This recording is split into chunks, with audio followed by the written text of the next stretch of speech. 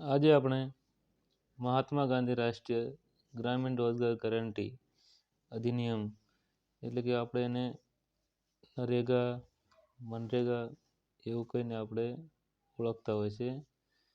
તો આ યોજના શું છે, તેમાં કેવા કેવા લાભ મળે છે તેની વિશે માહિતી જોવા જઈએ તો મહાત્મા ગાંધી રાષ્ટ્રીય ગ્રામીણ રોજગાર એટલે કે મનરેગામાં જોબ કાર્ડ વિશે જોવા જઈએ તો જોબ કાર્ડ એ મૂળભૂત કાનૂની દસ્તાવેજ છે જેના વડે નોંધાવેલ પરિવાર બાંહેધરી આપેલ રોજગાર માગી શકે છે. જોબ કાર્ડ અરજી કર્યાના 15 દિવસની અંદર કાઢી આપવામાં આવે છે અને 5 વર્ષ માટે માન્ય છે. કુટુંબના જોબ કાર્ડમાં દરેક નોંધાયેલા સભ્યનું નામ અને ફોટો હશે. વ્યક્તિએ કરેલા કામના દિવસોની સંખ્યા અને મળેલ વેતન વગેરેની વિગત આ કાર્ડમાં નોંધવામાં આવશે. જોબ કાર્ડ અને ફોટો અરજદાર માટે મફત હોય છે. મનરેગા જોબ કાર્ડ મનરેગા યોજના વિશે જોવા જઈએ તો મનરેગા સંસદનો અધિનિયમ છે જે ગ્રામીણ કુટુંબના પુખ્ત સભ્યો જેમને રોજગારીની જરૂર હોય, જેઓ બિનકુશળ શ્રમ કરવા માગતા હોય તેમને નાણાકીય વર્ષમાં 100 દિવસની રોજગારી પૂરી પાડવાની કાયદેસર બાંહેધરી આપે છે. મનરેગા એ 2 ફેબ્રુઆરી 2006ના રોજથી અમલમાં આવ્યો છે. આ અધિનિયમ સમગ્ર દેશમાં અમલમાં છે. મનરેગા જોબ કાર્ડની માહિતી માટે પાત્રતા જોવા જઈએ મનરેગા યોજનાનો લાભ મેળવવા માટે અરજદારની ઉંમર 18 વર્ષથી વધુ હોવી જોઈએ. માત્ર ગ્રામીણ વિસ્તારોમાં રહેતા નાગરિકો જ આ યોજના માટે અરજી કરી શકે છે. અકુશળ કામ કરવા ઈચ્છુક અરજદારો આ યોજના માટે અરજી કરી શકે છે. છેલ્લા 2 નાણાકીય વર્ષ એટલે કે 2021-22 અને 22-23માં મહાત્મા ગાંધી રાષ્ટ્રીય ગ્રામીણ રોજગાર ગેરંટી યોજના એટલે કે મનરેગા હેઠળ બનાવટી જોબ કાર્ડના કારણે 10 લાખથી વધુ જોબ કાર્ડ દૂર કરવામાં આવ્યા છે. એટલે જે ખરેખર પાત્રતા હોય તેમને જોબ કાર્ડ બનાવી અને કામ કરવા જોઈએ. મહાત્મા ગાંધી રાષ્ટ્રીય ગ્રામીણ રોજગાર ગેરંટી અધિનિયમ 2005ની કલમ 25 મુજબ જે કોઈ આ કાયદાની જોગવાઈનું ઉલ્લંઘન કરશે દોષિત સાબિત થવા પર 1000 રૂપિયા સુધીનો દંડ પાત્ર થશે. ઉત્તર પ્રદેશમાં 2021-22માં અને 22-23માં સૌથી વધુ નકલી જોબ કાર્ડ દૂર કરવામાં આવ્યા છે. ત્યારબાદ મધ્યપ્રદેશનો નંબર આવે છે.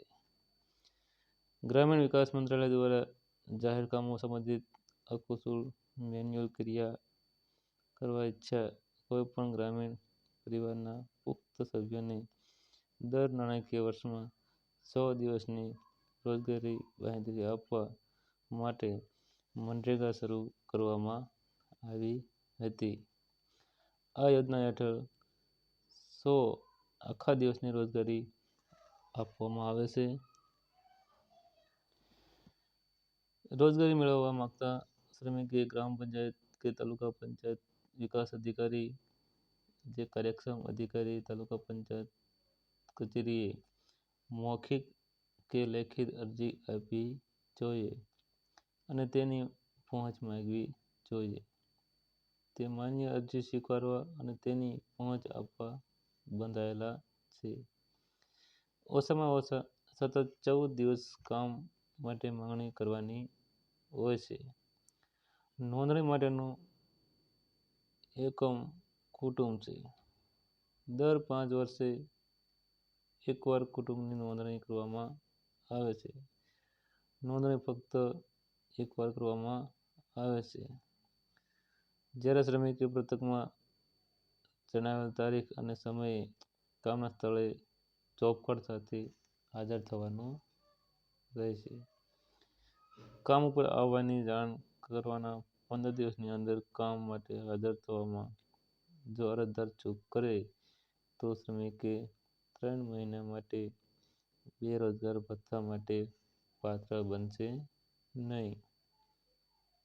ગ્રામ પંચાયત કે તાલુકા પંચાયતમાં તાલુકા વિકાસ અધિકારી દ્વારા વ્યક્તિને કામ પર હાજર થવા જણાવ્યું હોય અને તે વ્યક્તિ તે કામ ન કર્યું હોય, રોજગાર માગ્યો હોય, તે મુદત પૂરી થઈ ગઈ હોય તો વ્યક્તિના કુટુંબે નાણાકીય વર્ષ દરમિયાન કામના 100 દિવસની મર્યાદા પૂરી કરી હોય તેવા સંજોગોમાં વ્યક્તિને બેરોજગાર ભથ્થું ચૂકવવામાં આવશે નહીં. ગ્રામ પંચાયત કે તાલુકા વિકાસ અધિકારી સમક્ષ જે કામ આપે તેઓ સ્વીકારવા બંધાયેલા છે. વેતનની ગણતરી રોજેરોજ નિયત કરેલ SOR મુજબ કરેલ કામના પ્રમાણમાં દરના ધોરણે આપવામાં આવે છે. કામ 7 કલાક માટે હોય છે. તો કે કેટલા દિવસનું વેતન ચૂકવવામાં આવશે? તો કે વેતન દર અઠવાડિયે ચૂકવવાનું હોય છે. કોઈ કિસ્સામાં કામ કર્યું હોય તે દિવસથી 15 દિવસથી મોડા નહીં એ રીતે ચૂકવવાનું હોય છે. કામના સ્થળની સગવડોમાં પીવાનું પાણી, બાળકો માટે ઘોડિયાની સગવડ, છાંયડો, આકસ્મિક સારવાર માટે ફર્સ્ટ એડ બોક્સનો સમાવેશ થાય છે. 6 વર્ષથી નીચેના 5 થી વધુ બાળકો હાજર હોય તો તેની સંભાળ રાખવા એક માણસની રાખવાની જોગવાઈ છે. કામ દરમિયાન અકસ્માત કે ઈજા થાય તો રાજ્ય સરકાર તરફથી તે વ્યક્તિને મફત સારવાર મેળવવાનો હકદાર છે. હોસ્પિટલમાં દાખલ કરવો જરૂરી હોય તો તે સગવડ, સારવાર, દવા અને દૈનિક ભથ્થું વેતન દરથી અડધા કરતાં ઓછું નહીં મેળવવા હકદાર છે. તે મૃત્યુ કે કાયમી અપંગતાના કિસ્સામાં ભોગનાર બનનારને તેના કુટુંબને વળતર રૂપે 25,000 ની ચૂકવણી કરવાની હોય છે. કાયદા હેઠળ નાણાકીય વર્ષમાં 100 દિવસની રોજગારી દરેક કુટુંબને મળવાપાત્ર છે. કુટુંબમાં 2 વ્યક્તિઓ રોજગારીની માંગણી કરે તો કુટુંબ દીઠ નાણાકીય વર્ષમાં કુલ 6 દિવસની મર્યાદામાં આ યોજના હેઠળ રોજગારી આપવાની બાંહેધરી સરકાર આપે છે. કુટુંબમાં 1 થી વધુ વ્યક્તિઓ માંગણી કરે તો 1 થી વધુ વ્યક્તિઓને રોજગારી આપી શકાય. અપાયેલ રોજગારી નાણાકીય વર્ષમાં કુટુંબ દીઠ 100 દિવસની મર્યાદા રહેશે. કુટુંબની એક વ્યક્તિને 100 દિવસની રોજગારી મળી ગયા બાદ તે કુટુંબની બીજી વ્યક્તિને આ યોજના હેઠળ રોજગારી મળી શકે નહીં. તાલુકા સ્તરે આ યોજનાનું સંચાલન કોણ કરશે? તો તાલુકા સ્તરે તાલુકા વિકાસ અધિકારી આ યોજનાનું સંચાલન કરશે. ગ્રામ્ય કક્ષાએ કયા કામો હાથ ધરવા તે નક્કી કરશે. તો આ અધિનિયમમાં જણાવ્યા મુજબ કામો લઈ ગ્રામ કક્ષાએ ગ્રામ પંચાયત પ્રોજેક્ટ તૈયાર કરશે અને ગ્રામ સભાની ભલામણ સાથે પ્રોગ્રામ ઓફિસરને મોકલાશે. ત્યારબાદ પ્રોગ્રામ ઓફિસર તાલુકા અને જિલ્લા પંચાયતની મંજૂરી મેળવશે. મંજૂરી મળતા જ તે સેલ્ફ ઓફ પ્રોજેક્ટમાંથી ગામની જરૂરિયાત પ્રમાણે કામો શરૂ કરશે. આ યોજના હેઠળ કયા કામો લઈ શકાય? તો આ યોજના હેઠળ અધિનિયમમાં શેડ્યુલ 1 નિયત કરાયેલ મુજબ રોજગારીલક્ષી કામો હાથ ધરી રોજગારી પૂરી પાડવાની રહેશે. જળ સંગ્રહના કામો હોય, દુષ્કાળ પ્રતિરોધક કામો જેવા કે વનીકરણ, વૃક્ષારોપણના કામ હોય, માઇક્રો અને માઇનોર સિંચાઈના કામો સહિત સિંચાઈ માટે નહેરના કામો, જમીન સુધારણા યોજનાનો લાભાર્થીઓ અથવા ભારત સરકારની ઇન્દિરા આવાસ યોજનાના લાભાર્થીઓ દ્વારા ધારણ કરેલ જમીન પર સિંચાઈની સવલતો પૂરી પાડવા અંગેના કામો, જ્યાં પાણી ભરાઈ રહેવાના પ્રશ્ન તેવા વિસ્તારોમાં ડ્રેનેજ સહિત પૂર નિયંત્રણ અને પૂર સંરક્ષણના કામો, રાજ્ય સરકારના પરામર્શમાં કેન્દ્ર સરકાર દ્વારા જાહેર થયેલ હોય તેવા અન્ય કામો, રાષ્ટ્રીય ગ્રામીણ રોજગારી બાંહેધરી અધિનિયમ 2005ના શેડ્યુલ 1 નિયતમાં કરેલ કામો જ લેવાના રહેશે. આ યોજના હેઠળ નાણાકીય વર્ષમાં માત્ર 100 દિવસની જ રોજગારી કુટુંબના બિનકુશળ શારીરિક શ્રમ કરવા ઇચ્છુક પુખ્ત વયના શ્રમિકોને રોજગારી આપવાની જોગવાઈ છે. મનરેગા યોજના હેઠળના કાર્યો આપણે જોયા મુજબ આ કામો લેવામાં આવે છે. સિંચાઈનું હોય, પાણી સંરક્ષણ, જમીન વિકાસ, પૂર નિયંત્રણ, ગૌશાળાનું બાંધકામ, બાગકામ આ તમામ કામો હાથ લઈ શકાય છે. બેરોજગાર ભથ્થું કેટલું મળવાપાત્ર છે? અરજદારને કામની માંગણીના 15 દિવસમાં રોજગારી ન મળે તો તેમને સરકારે નક્કી કરે તે મુજબનું રોજગારી ભથ્થું મળવાપાત્ર છે. પહેલા 30 દિવસ માટે દૈનિક વેતનના 25% કરતાં ઓછું નહીં અને પછીના દિવસોમાં દૈનિક વેતનના 25% કરતાં ઓછું નહીં, પછીના દિવસોમાં દૈનિકના 50% ઓછું નહીં તેટલું બેરોજગારી ભથ્થું મળવાપાત્ર છે. રોજગારી ન મળે તો તાલુકા વિકાસ અધિકારીને અને ગ્રામ પંચાયતમાં તલાટી કમ મંત્રીને ફરિયાદ કરી શકાય છે. આ માટે ગ્રામ પંચાયતમાં રાખેલ ફરિયાદ રજિસ્ટરમાં પણ ફરિયાદની નોંધ કરી શકાય. સરકારશ્રી દ્વારા મફત હેલ્પલાઇન 1800 2334 567ની પણ વ્યવસ્થા કરવામાં આવેલ છે. આ યોજના હેઠળ 100 આખા દિવસની રોજગારી આપવાની છે. આથી અડધા દિવસની કામગીરી આપવાનો પ્રશ્ન નથી. શ્રમિકોને સળંગ 14 દિવસની રોજગારી માંગવાની હોય, અડધા દિવસની કામગીરી ફાળવી શકાય નહીં. ગામથી 5 કિલોમીટરથી વધારે દૂર મનરેગા કામ અર્થે જવાનું થાય તો જવા આવવાનો ખર્ચ મળશે નહીં, પરંતુ મળવાપાત્ર વેતનમાં 10% વધુ રકમ મળશે. રાષ્ટ્રીય ગ્રામીણ રોજગાર યોજના સિવાયના કોઈ પણ કામની ગણતરી કે નોંધ જોબ કાર્ડમાં થશે નહીં. આ યોજના સિવાય અન્ય યોજના હેઠળ ચાલતા એનજીઓ કે અન્ય બીજી સંસ્થાઓ દ્વારા ચાલતા કામોમાં આવી રોજગારી વધારાના કામો તરીકે ઇચ્છિત વ્યક્તિને મેળવી શકશે, જેની ગણતરી રાષ્ટ્રીય ગ્રામીણ રોજગાર યોજના હેઠળ અપાતી 100 દિવસની રોજગારીમાં ગણવામાં આવશે નહીં. આ યોજના હેઠળના કામ કરનાર દરેક શ્રમિકોને રાજ્ય સરકાર કે યોગ્ય અધિકારી દ્વારા લઘુત્તમ વેતન અધિનિયમ 1948 હેઠળ કૃષિ શ્રમિક માટે નિયત કરેલ વેતન દર મુજબ તેઓના કામના પ્રમાણમાં વેતન ચૂકવવાનું હોય છે, જેનો હાલનો વેતન દર અત્યારે તો આમાં 147 છે. અત્યારે નવો તો ખબર નથી. કોઈ પણ સ્થળે આ યોજના હેઠળનું કામ મળે ત્યાં જોબ કાર્ડ કામના સ્થળે શ્રમિકે પોતાની સાથે રાખવાનું હોય છે. રોજગારી મેળવવા શું લેખિત અરજી આપવી પડે છે? રોજગારી મેળવવા લેખિત કે મૌખિક અરજી કરી શકે છે, પરંતુ લેખિતમાં અરજી કરવી હિતાવહ છે. અભણ વ્યક્તિઓ મૌખિક રજૂઆત ગ્રામ તાલુકા પંચાયત ઓફિસે કરી શકે છે.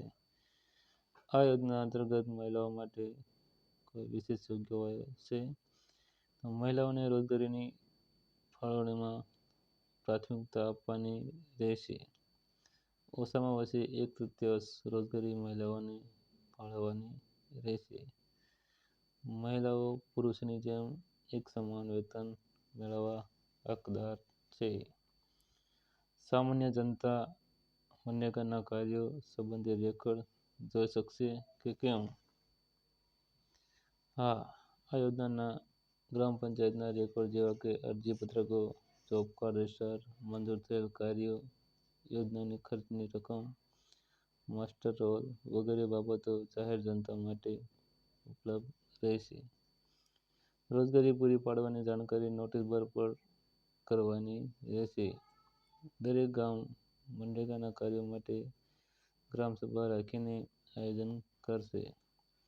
આ યોજના હેઠળના કામોની સમીક્ષા ગ્રામસભામાં કરી શકશે. આ યોજનામાં ફક્ત બીપીએલ કુટુંબોની નોંધણી થશે કે ગામના તમામ કુટુંબોને નોંધણીને પાત્ર છે? આ યોજનામાં કોઈ પણ ગ્રામીણ કુટુંબની પુખ્ત વયની જે બિનકુશળ શારીરિક શ્રમ કરવા ઈચ્છુક છે તે અરજી કરી શકશે. આ યોજના તમામ ગ્રામજનો માટે છે. ગ્રામસભાની ભૂમિકા શું હોય છે? ગ્રામસભાએ ગ્રામ પંચાયત દ્વારા હાથ ધરવાના થતા કામોના આયોજનને કામની અગ્રતા અનુસાર બહાલી આપવાની હોય છે. આ ઉપરાંત ગ્રામસભાએ હાથ ધરાયેલા કામોનું સામાજિક ઓડિટ કરવાની સત્તા છે. મનરેગા અંતર્ગત કામ શરૂ થવાની જાણકારી કોણ આપશે? કોઈ પણ વ્યક્તિએ રોજગાર માટે માંગણી કરતી અરજી કરી હોય તો તેના 15 દિવસમાં ગ્રામ પંચાયતે રોજગારી આપવાની છે. કામની જાણ ગ્રામ પંચાયતની કચેરીથી મળી શકે છે. ગ્રામ પંચાયતે રોજગારી પૂરી પાડવા અંગેની જાણ અરજદાર કુટુંબને પત્ર દ્વારા કરવાની રહેશે. આ ઉપરાંત ગ્રામ પંચાયત તેમજ ગામની જાહેર જગ્યાએ આ અંગેની જાહેરાત કરવાની રહેશે. પંચાયતે આખું વર્ષ કામ આપી શકાય તે રીતે સૂક્ષ્મ આયોજન કરી કામોની મંજૂરી મેળવવાનો પ્રયાસ કરવો જોઈએ.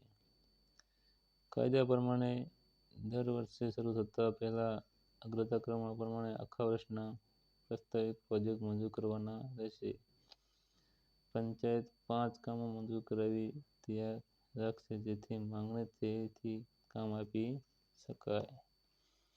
આ યોજના હેઠળની વર્ષની ગણતરી કઈ રીતે કરવામાં આવશે? તો જાન્યુઆરીથી ડિસેમ્બર અને એપ્રિલથી માર્ચ. આ યોજના હેઠળ નાણાકીય વર્ષ એપ્રિલથી માર્ચ ગણવામાં આવશે. ગામમાં કામ પૂર્ણ થયા બાદ કોઈ રોજગારી માંગે તો ગ્રામ પંચાયત તાલુકા વિકાસ અધિકારીને રજૂઆત કરશે. જેના આધારે તાલુકા વિકાસ અધિકારી અન્ય ગામે શ્રમિકને રોજગારી આપશે.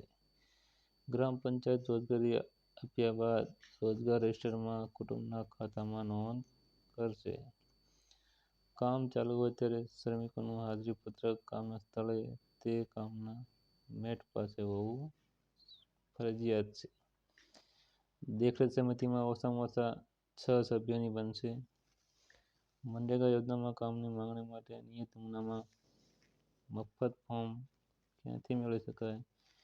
તો કે સરપંચ, તલાટી કમ મંત્રી, વીસી, ગ્રામ સેવક અને ગ્રામ સેવક પાસેથી મળી રહેશે. એના માટે આપણે ઓનલાઈન જોવા જઈએ તો જોબ કાર્ડ રજિસ્ટ્રેશન ઓનલાઈન ઉપર તમે ચેક કરી શકો છો. જેમાં આવી સરકારની વેબસાઇટ ઉપર મહાત્મા ગાંધી નરેગા ઉપર ક્લિક કરવાનું રહેશે. આવી એક સાઇટ ખુલશે, તમને ઓફિશિયલ આપ જોઈ શકો છો. આમાં કયા કયા કામો, આવા બધા કામો મનરેગામાં આવતા હોય છે. આપણે સાદી ભાષા ગામડામાં પાયા ખોદવાનું, રાહતના કામો, વૃક્ષારોપણ, વનીકરણ આવા કામો આપવામાં આવતા હોય છે. આપ જોઈ શકો છો.